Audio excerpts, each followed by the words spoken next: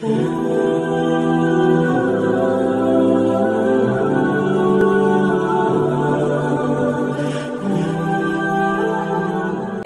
3 দিনে যা শেখা হয় বা আপনি যা শিখলেন, আপনার কাছে কি মনে হয় যে যদি আপনি সারা জীবন মাহফিলেই শুনে যেতেন তাহলে কি এখানে এই যে ফারজুল আইনের কোর্স যেটা আছে এইভাবে একেবারে পার্ট টু পার্ট মুখস্থ করে প্রয়োগ করে মানে একেবারে পয়েন্ট টু পয়েন্ট বুঝে বুঝে এটা কি কখনো সম্ভব হতো?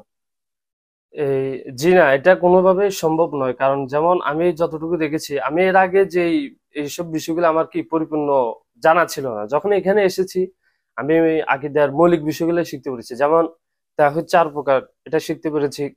তারপরে কি কুফর 8 প্রকার শিখতে পেরেছি। শিরকুল উলুহিয়া 6 প্রকার, এগুলো শিখতে পেরেছি।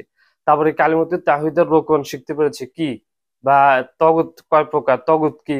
তারপরে মনে করেন ইমান ভঙ্গের 15টি কারণ।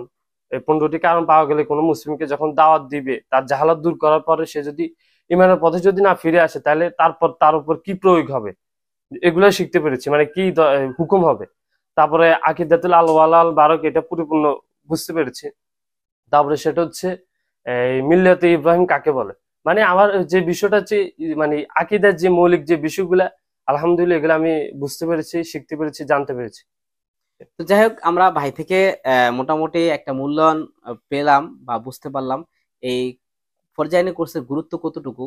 তো আমরা পুরা দেশবাসীর প্রতি, পুরা দিনী ভাইদের প্রতি, সর্বশ্রেণীর মানুষের প্রতি নিবেদন থাকবে আমাদের, সেটা হচ্ছে আমরা প্রত্যেকে সর্বোচ্চ পরিমাণ চেষ্টা করব ফারজুল আইনের কোর্স যে যেখানে আয়োজন করুক, যেই মাদ্রাসায় হোক, আমরা ইনশাআল্লাহ তাআলা অংশগ্রহণের সর্বাত্মক চেষ্টা করব। আসসালামু আলাইকুম ওয়া রাহমাতুল্লাহি ওয়া বারাকাতুহু।